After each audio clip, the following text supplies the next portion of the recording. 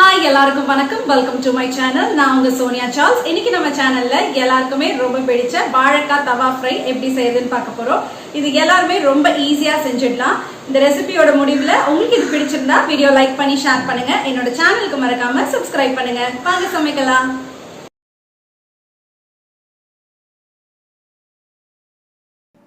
வாழைக்காய் தவா ஃப்ரை செய்ய நான் 2 வாழைக்காய் எடுத்திருக்கேன். இப்படி அந்த ஃப்ரண்ட்டில் அந்த பீஸை கட் பண்ணி போட்டுருங்க, அது தேவையில்ல. அடுத்து ஒரு பீலர் வச்சு நான் இது மேலே லேசாக தோலை அப்படி சீவி எடுத்துக்கிறேன். இந்த மாதிரி எடுத்துகிட்டு இதை இந்த மாதிரி திக் பீசஸாக கட் பண்ணணும். கொஞ்சம் தடிமனாகவே இப்படி கட் பண்ணி எடுத்துக்கோங்க. இந்த அளவுக்கு திக்னஸ் இருக்கணும். அந்த மாதிரி ஸ்லைஸ் பண்ணிக்கணும் 2 வாழைக்காவையும்.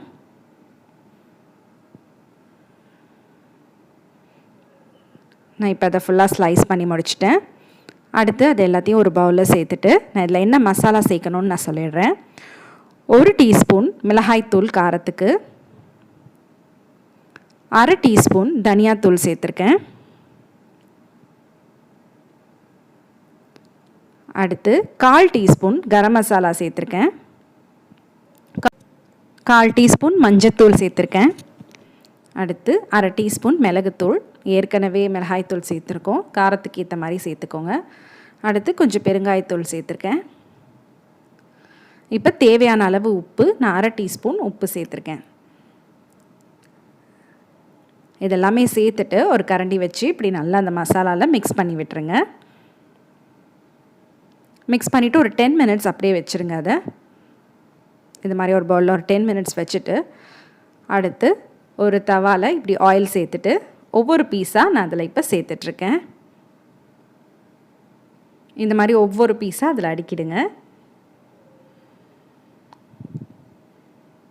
இது நல்லா சிம்மில் வச்சே பொரிச்செடுக்கணும். தேவையான அளவு எண்ணெய் சேர்த்துக்கோங்க.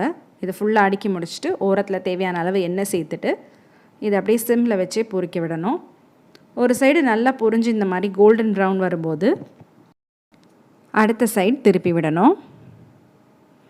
நான் இப்போ இதில் இந்த மாதிரி ஒரு இது வச்சு 2 பக்கமும் திருப்பி விட்டு வேக வைக்கணும். ஒரு சைடு நல்லா ப்ரௌனாக வந்துடுச்சு. இப்போ அடுத்த சைடு திருப்பி விட்டுட்ருக்கேன்.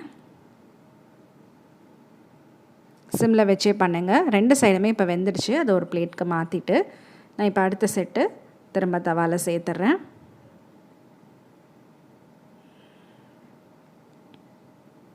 அடுத்த செட்டு சேர்த்து அதுவுமே 2 சைடு நல்லா பொரிஞ்ச பிறகு நான் இப்போ கடைசியாக அதில் கருவேப்பிலை சேர்க்குறேன். கருவேப்பிலை சேர்த்து அது ஒரு 2 நிமிஷம் இப்படி வதக்கிட்டு அந்த எண்ணெயில் வச்சுருக்க எல்லா பீஸையுமே அதில் சேர்த்து ஒரு 1 மினிட் அந்த கருவேப்பிலையோட ஃப்ளேவர் இறங்குற அளவுக்கு அதை இப்படியே வச்சு ஃப்ரை பண்ணி எடுத்துக்கணும். அவ்வளோதான், முடிஞ்சிருச்சு. இப்போ ஸ்டவ் ஆஃப் பண்ணிட வேண்டியதான். சுவையான வாழைக்காய் தவா ஃப்ரை தயாராக இருக்குது. நீங்களும் இந்த ரெசிபி ட்ரை பண்ணி பாருங்கள். எப்படி வந்திருக்குன்னு கமெண்ட் செக்ஷனில் சொல்லுங்கள். உங்களுக்கு இது பிடிச்சிருந்தா வீடியோ லைக் பண்ணி ஷேர் பண்ணுங்கள். என்னோடய சேனலுக்கு மறக்காமல் சப்ஸ்கிரைப் பண்ணுங்கள்.